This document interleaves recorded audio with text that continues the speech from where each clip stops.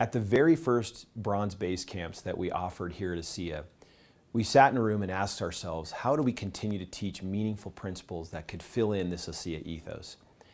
And for many years, I've been a big believer in a concept taught by a group called the Arbinger Institute, who originally wrote a book called Leadership and Self-Deception and followed it up with another book called The Anatomy of Peace. And we made a decision that a core part of what we wanted to teach is tied to the principles found in the Anatomy of Peace. Let me take just a minute and talk to you about what that means and why it's a part for us of the Asea ethos.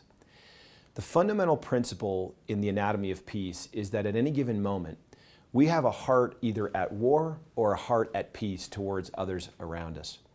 And that heart at war or peace is a function of a choice point, a moment in time when we have actually decided to be responsive to the needs of others around us or to be resistant to that. If I'm responsive to the needs of someone around me, then my heart's at peace about them. If I'm resistant to their needs, then my heart's at war. Another way to think about this is when I see other people as objects, typically in that moment when I've resisted their need, their human needs that they're signaling they need help with, in that moment I'm resisting their humanity. I'm seeing them and treating them as an object.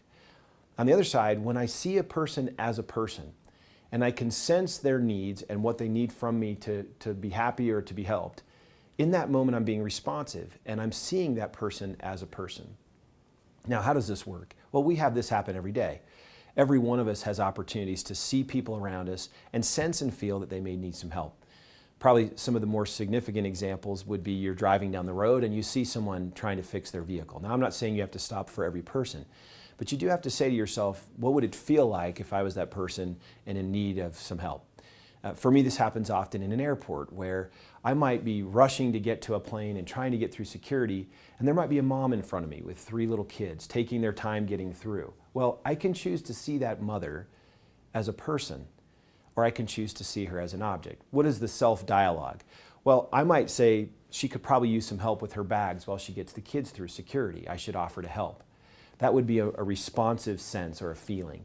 But if I'd resist that urge or that impulse and say, she doesn't need my help, and she shouldn't be here on a Monday morning when everyone's trying to get to their business flights and get on the road, and who would bring 3 little kids on their own without someone to help anyway? Those are all classic resistant, justifying mindsets that are treating her like an object. What if I saw her as a person? What if I knew that she was going to a funeral for a family member and didn't have the help and she was taking the kids with her? Would my heart soften towards that person, seeing her that way? And if I did, wouldn't I feel more responsive and at peace about giving her a hand? See, the Anatomy of Peace teaches us that we live these moments all the time, all around us. We're constantly interfacing with other people, and as people, we know what it feels like to be people. As such, we know when someone's in need.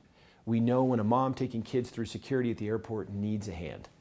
Feeling that impulse makes us human, but responding to it makes us more effective and influential. In fact, the degree of influence we have on others has much more to do with the condition of our hearts towards them than to what we say or do.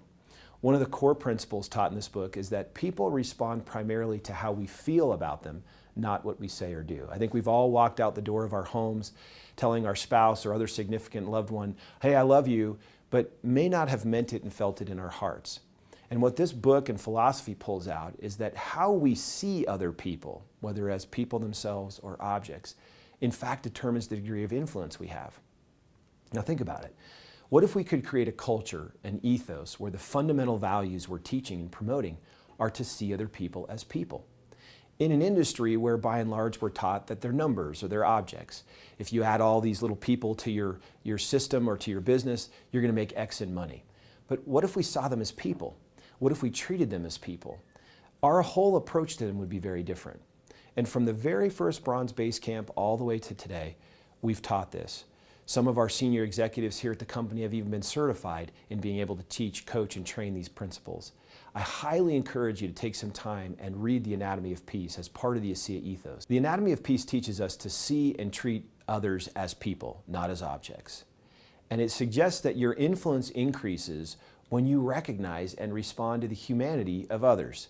When you see others truly, you are true.